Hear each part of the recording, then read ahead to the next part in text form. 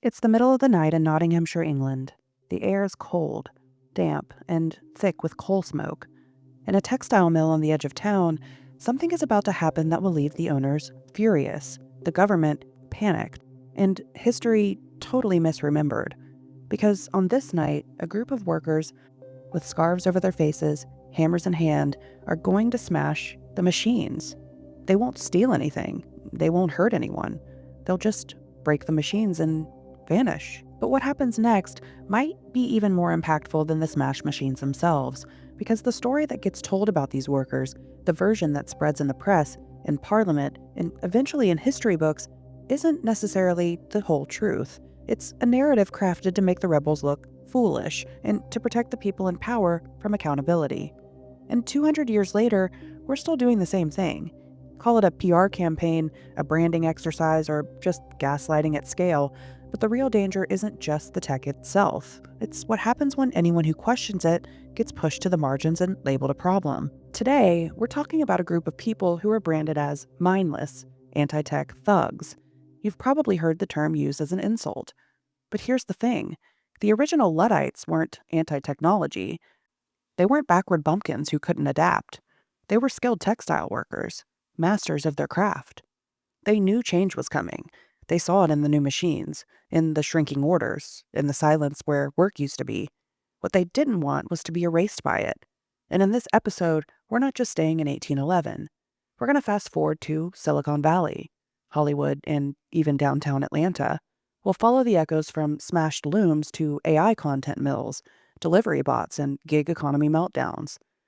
We'll meet modern Luddites, some proud of the label, and some accused unfairly, and ask what we've learned since the first machine was broken in protest. This is the Luddites episode, so let's rewind and let's get into it.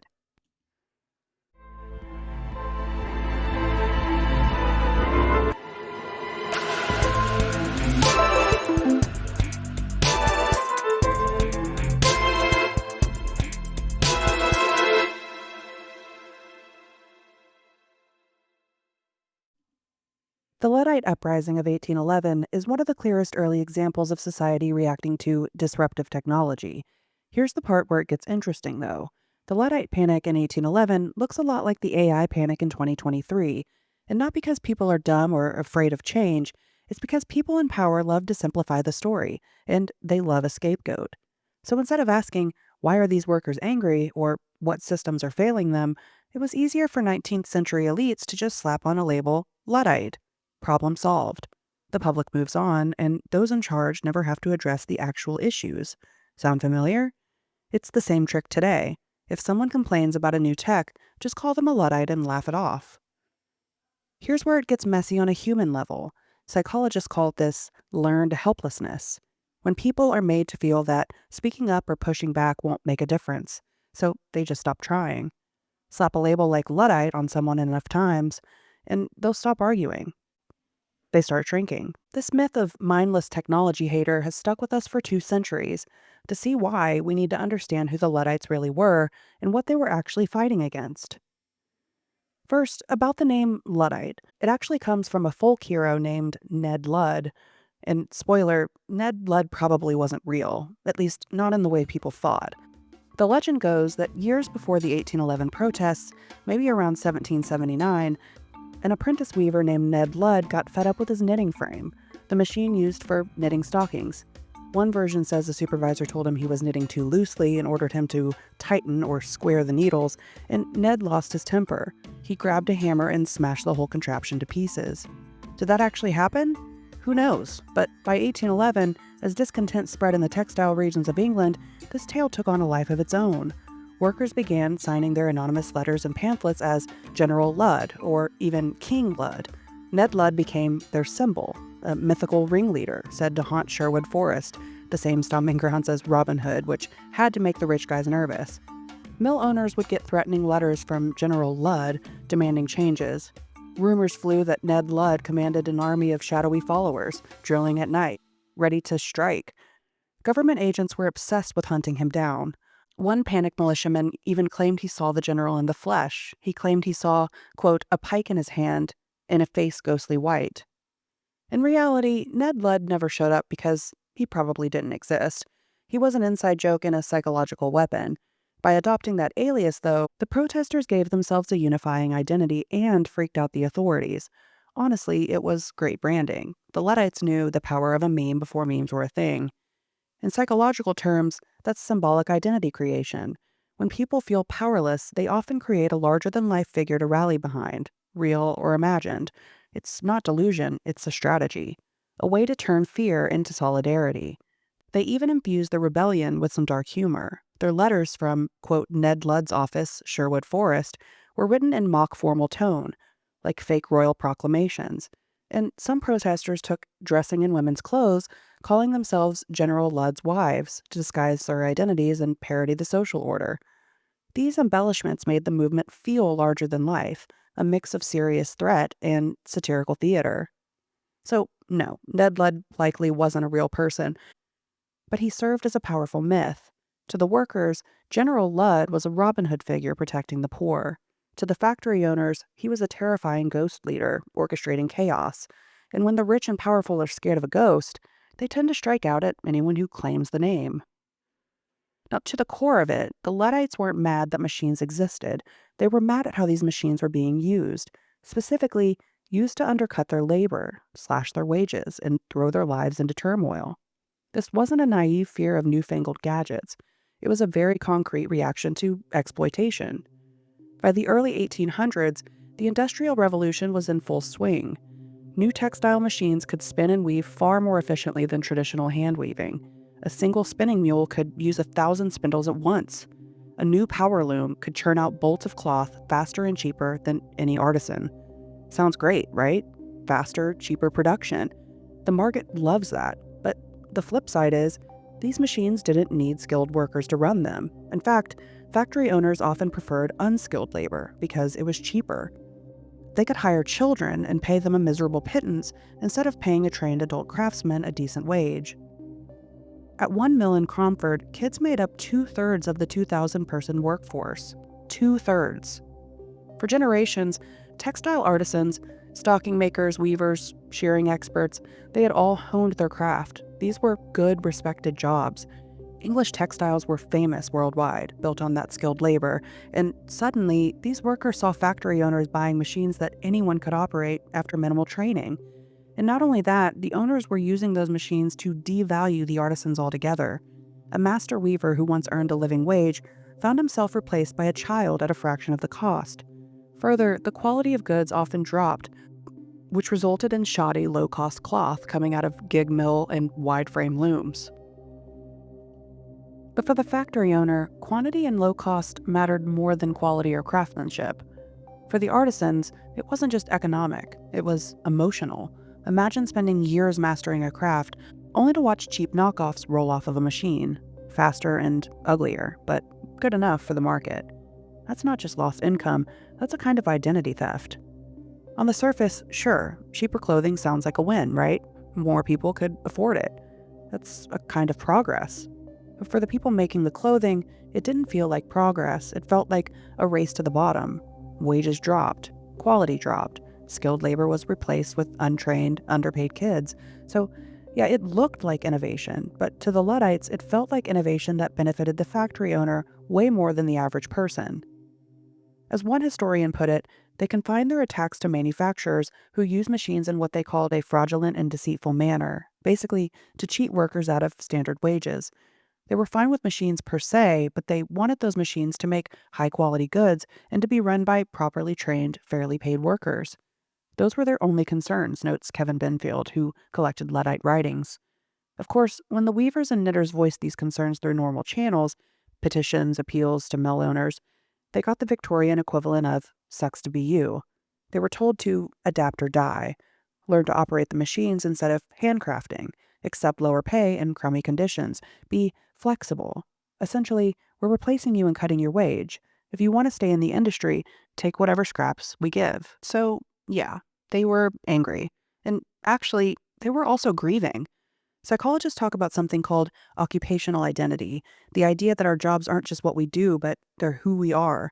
So when these skilled workers lost their roles, they weren't just losing a paycheck, they were grieving the loss of purpose, of routine, of self-worth even.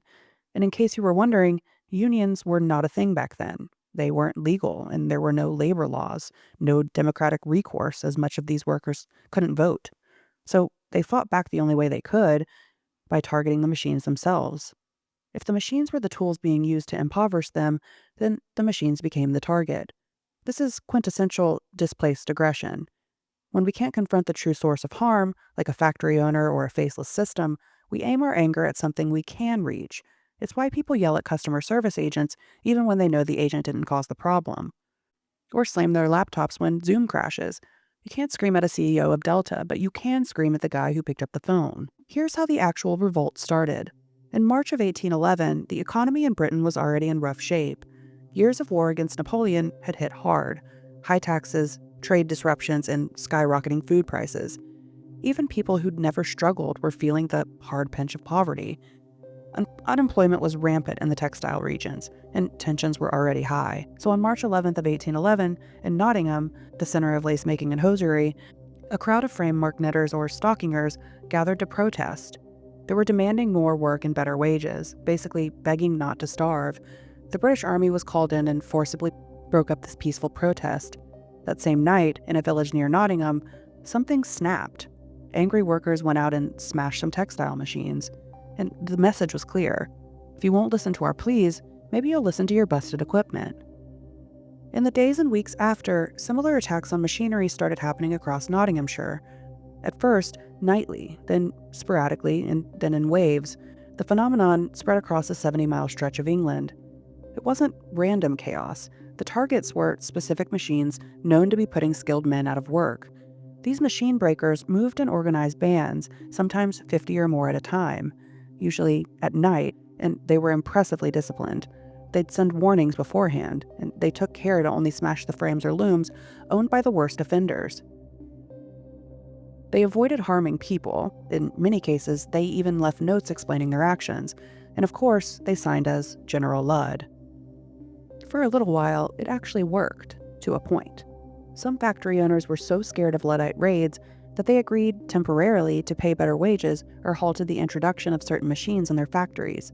Community support for the Luddites was pretty strong in some areas. Local sympathizers helped hide the perpetrators and refused to snitch. It was common folk versus the new industrial elite, and many on the sidelines were quietly cheering the machine breakers on. Now, was it actually violent? One of the enduring images of Luddites is wild-eyed brutes smashing everything in sight, but the reality in 1811 and 1812 was more complex. In the early phase of the Luddite actions, the protesters showed restraint in their targets and methods. They weren't bombing town halls or attacking random civilians.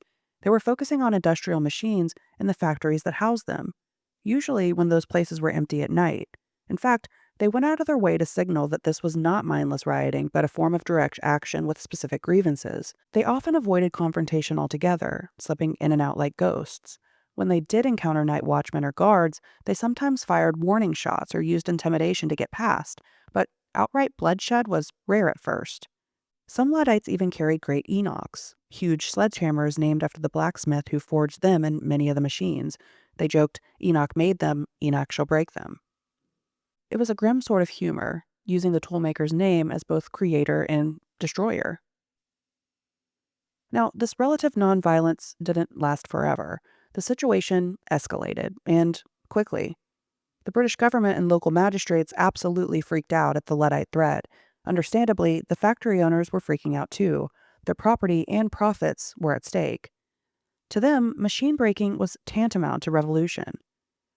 By early 1812, Parliament passed the infamous Frame Breaking Act, which made breaking textile machines a capital felony. I'll say that again. You could be executed, hanged by the neck until dead, for damaging a weaving machine. For context, you could literally murder a person and not automatically get the death penalty in 1812, but smash a mechanized knitting frame and that's the gallows for you. That's how aligned the government was with business interests. Property, especially the shiny new industrial property, was valued more highly than workers' lives.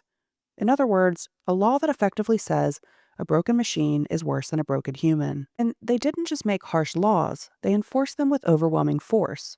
The government dispatched over 12,000 soldiers to Luddite-affected areas of northern England. To put that into perspective, at the moment Britain was also fighting Napoleon's armies on the continent. Yet they sent more troops to protect Yorkshire and Lancashire factories than to some battlefronts. It was one of the largest domestic military deployments in English history up to that time. They also employed thousands of informers and agents, a whole spy network, to infiltrate Luddite groups and root out the leaders. This was a full-on counterinsurgency against the king's own subjects, all to defend industrial capital. Inevitably, confrontation followed. There were shootouts and clashes once the army got involved. And let's be clear, in these confrontations, the Luddites usually got the worst of it. For example, in April of 1812, a mob of around 2,000 Luddites marched on a mill near Manchester. The mill owner had been expecting trouble and had armed guards. As the protesters approached, the owner's men opened fire into the crowd, killing at least 3 and wounding over a dozen. The next day, soldiers hunted down more protesters and killed 5 others. Who's the violent one here? The workers had no firearms training or proper weapons beyond a few pistols and hammers. The authorities had professional soldiers and literally shot them dead for the crime of, essentially, being unemployed and angry. Another incident earlier that month in 1812, about 150 Luddites attacked a mill in Yorkshire and were met with gunfire. 2 Luddites were killed. In retaliation, some extremists among them did something that had not been done before and had not been part of the game plan.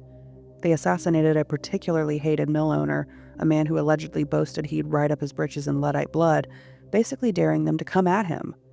The authorities pounced on this as proof that the Luddites were murderous traitors. They captured those responsible and hanged 3 of them for the murder. In the ensuing months, many more suspected Luddites were rounded up and sent to trial. At a giant mass trial in York in early 1813, 17 men were sentenced to death by hanging in one fell swoop, and many others were transported to penal colonies in Australia. It was meant to be a public spectacle of punishment, a warning to anyone else thinking about resisting the new industrial order. By 1816, the Luddite reign of terror, as the press would have called it, was effectively over. The machine-breaking riots died down after the harsh crackdowns. The government's strategy of massive force and draconian penalties worked in the narrow sense. Organized Luddite activity was crushed. Over the next decades, those skilled textile jobs largely vanished. To give one statistic, around 1800, Britain had roughly 250,000 handloom weavers. 60 years later, only about 7,000 were left. The rest had been replaced or made irrelevant by powered looms. Entire ways of life were wiped out in a generation or two. The Luddites lost in the immediate sense. So the Luddites didn't just lose the fight, they also lost the narrative. History, written by the winners, would remember them not as frustrated, displaced workers with legitimate grievances, but as buffoonish cavemen who hated technology. And that right there is why we need to talk about them today. Because 2 centuries later, that same narrative trick is getting played on anyone who questions the latest tech upheaval.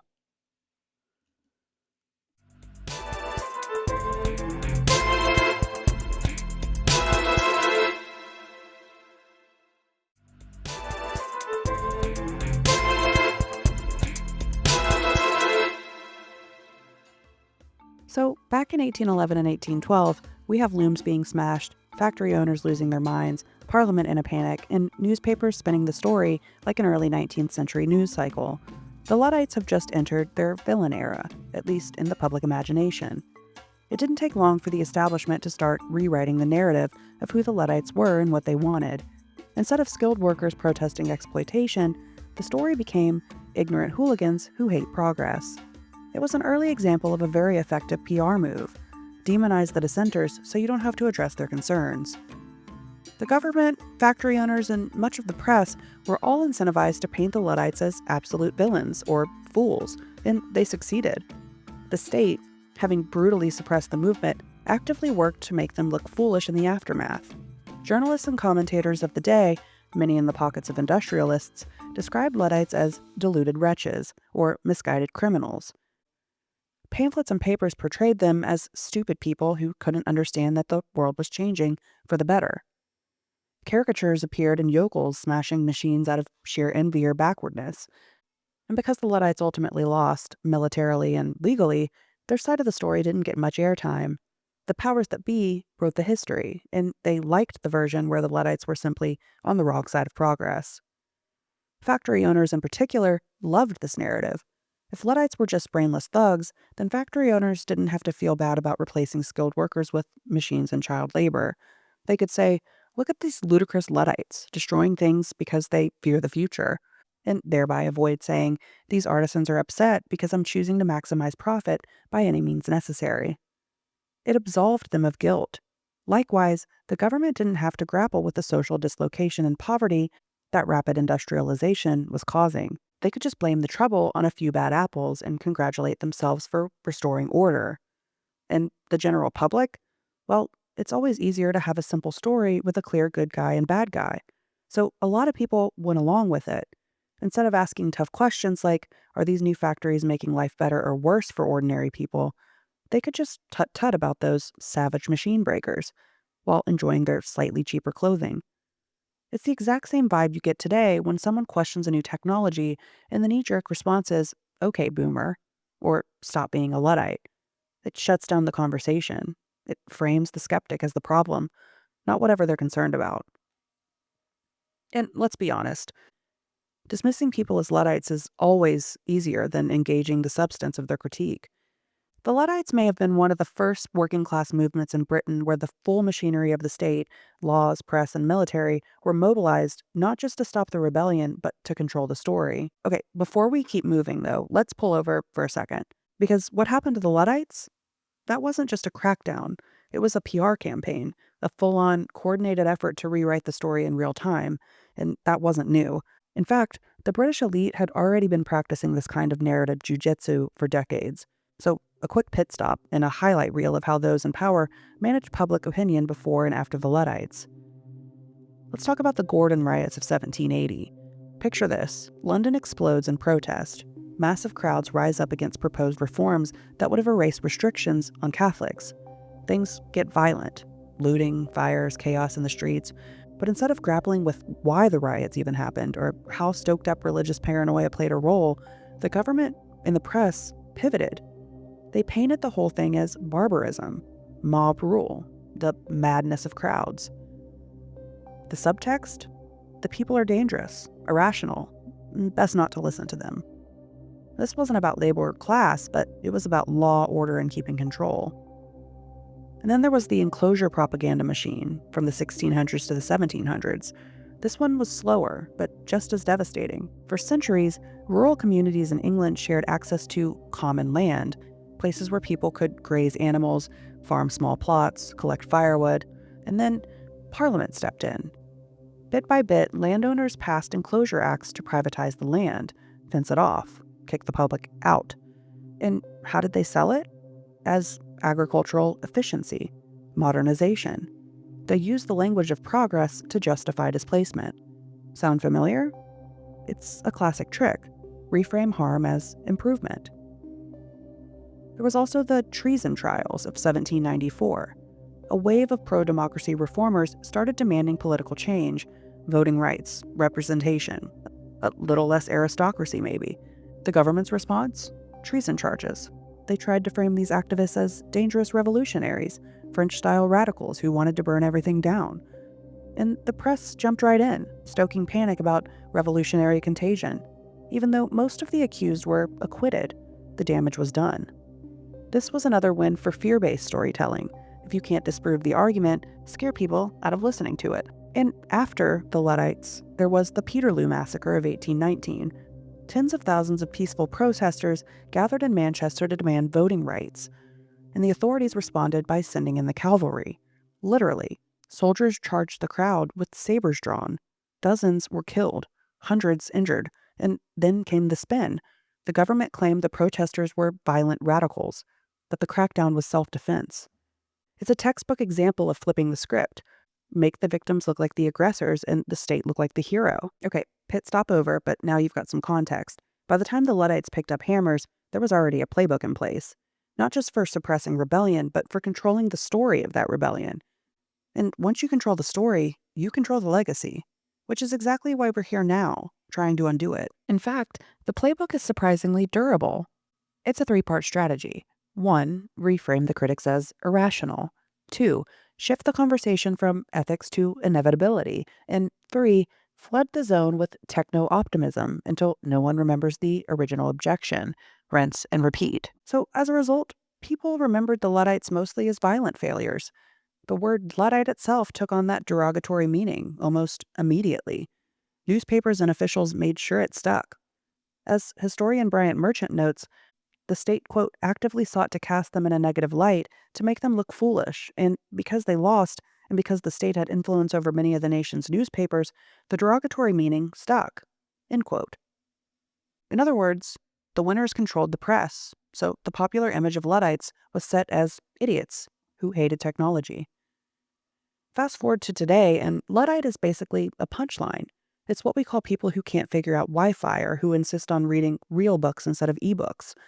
It's a term you might playfully throw at your grandma for not using Instagram, but we never talk about what the Luddites were actually fighting for. That gets erased. We don't remember the part about skilled workers asking not to be rendered destitute by greedy owners. We just remember that they smashed the machines because they were scared of them. Let's talk about AI, because here we are, 200 plus years later, and once again, we've got a new technology upending entire industries. And once again, people are asking some pretty valid questions, like, will this tech cost me my job? What happens to professions built on human creativity or craftsmanship? What happens when algorithms can churn out content or designs in seconds? Is faster and cheaper always better? Or are we losing something? Quality, humanity, oversight? Are we losing that in the rush? Shouldn't there be some guardrails or plan for those displaced by automation? And once again, these folks are raising concerns and they're getting labeled as Luddites. It's deja vu, 1811, all over again. The tools are different, Jacquard looms versus code and neural networks, but the dynamic is the same. People in power, modern-day tech tycoons and venture capitalists, are saying, don't worry about the jobs. This is just progress. Only a Luddite would hesitate. In 2023 to 2024, as AI models like ChatGPT and Midjourney exploded into public use, a lot of workers and experts started voicing concern. Some graphic designers saw clients go, actually, I'll just use a cheap AI tool to make a logo. Some journalists and copywriters faced layoffs as companies experimented with AI-generated content. Actors and writers, hello Hollywood strikes, protested studios using AI to replicate their likeness or scripts without pay.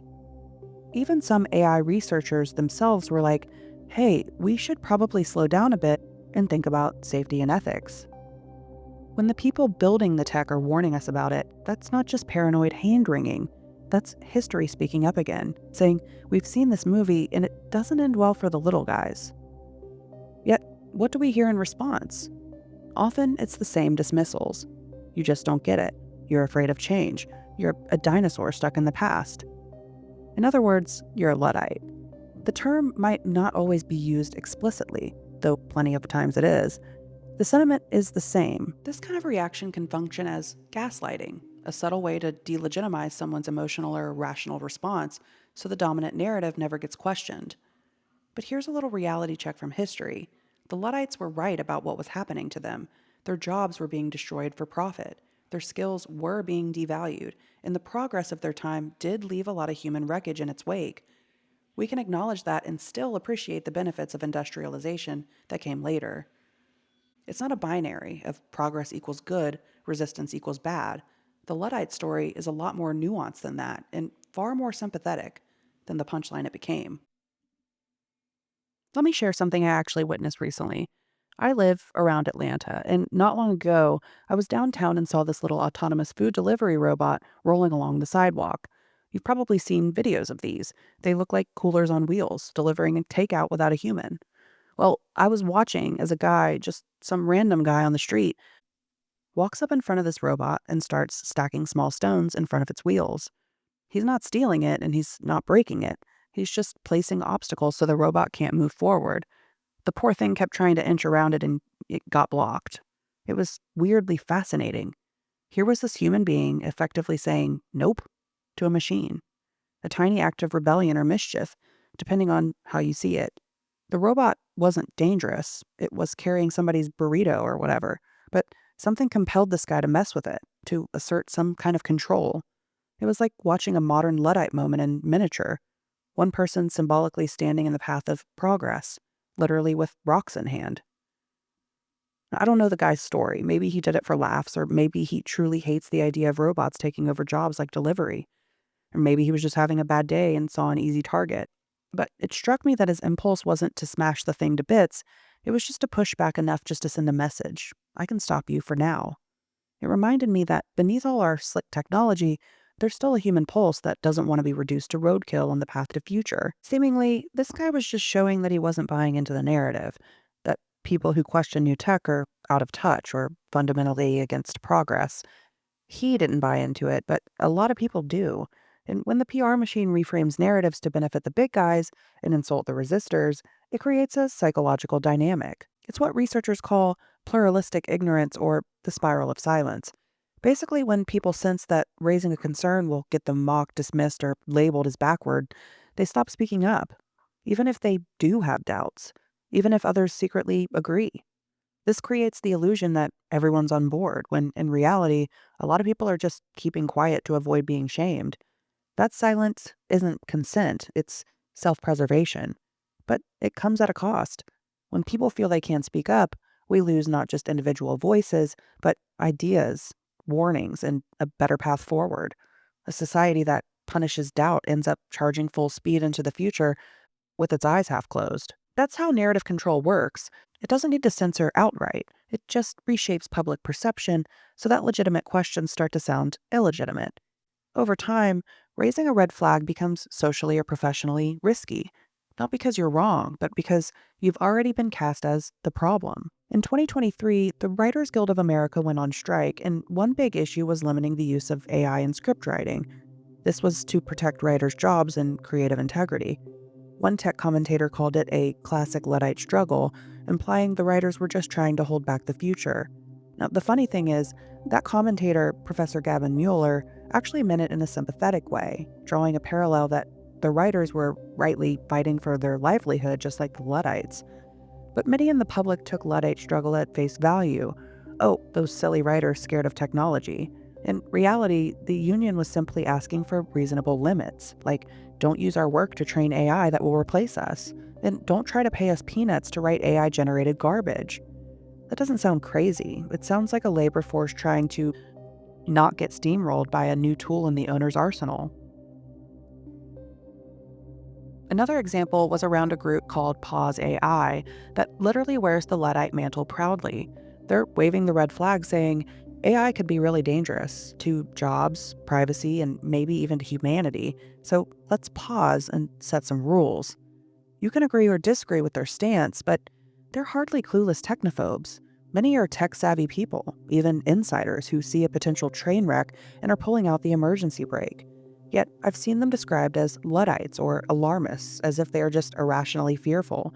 Heck, I mean, even mentioning that AI might need regulation can get you branded a neo Luddite by some Twitter or X warriors.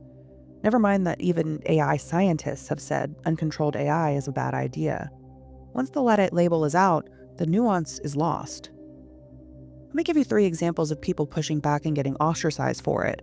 And these aren't fringe figures, these are actually insiders, builders, experts, people that have credentials so bulletproof they should be untouchable. Timnit Gebru, one of the leading voices in ethical AI research, co-led Google's own ethical AI team. In 2020, she helped author a paper that raised concerns about the risks of large language models, things like algorithmic bias, environmental cost, and misinformation. And for that, she was effectively forced out, fired, for doing the job she was hired to do, to raise ethical concerns. And then there was Margaret Mitchell, her co-lead, and she was fired shortly after.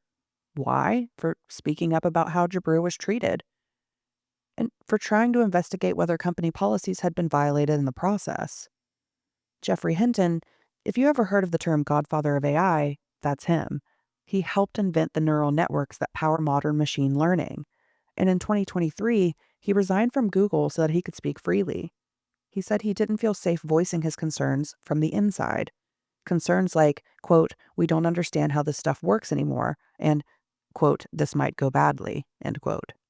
Let that sink in. One of the founders of the field is afraid of where it's headed and had to leave his job to say so out loud. These people weren't Luddites in disguise, and they weren't clinging to the past. They helped build the future. And still, when they raised their hands and said, "Should we slow down?" the silence was deafening. That's not just history repeating itself, that's history following the exact same script. And let me be clear, progress can be amazing, right? Electricity, medicine, global communication. Yes to all of that. But what people fail to realize is that there's a difference between skepticism and stagnation. Asking critical questions about a specific application of tech isn't the same as wanting to halt all invention and go back to the Stone Age. We need to reclaim that nuance. Here's the million-dollar question.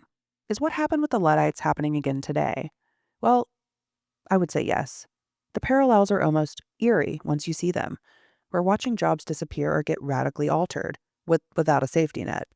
We're watching warnings, even from insiders, go unheeded or get shouted down. We're watching powerful new systems roll out faster than we can understand or regulate them. It's the Wild West out there. And the people who pause and ask, "Is this really good for us?"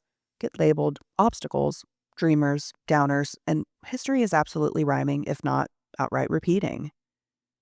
We could remember that technology is not some divine force that descends upon us. It's made and implemented by us, often people with profit motives. That means it can be guided, regulated, or even halted by people too. The Luddites didn't have much say in their time. Their options were limited to hammers and the dead of night. Maybe being a Luddite doesn't mean hating progress. Maybe it means demanding progress that doesn't throw people under the bus. Thank you so much for listening to this again. If you enjoyed this episode and you've enjoyed the episodes that I've put out thus far, please just take a few seconds to rate and review the podcast. It would really mean a lot, and it really goes a long way. And send this to a friend who likes to raise the tough questions. We'll see you next time.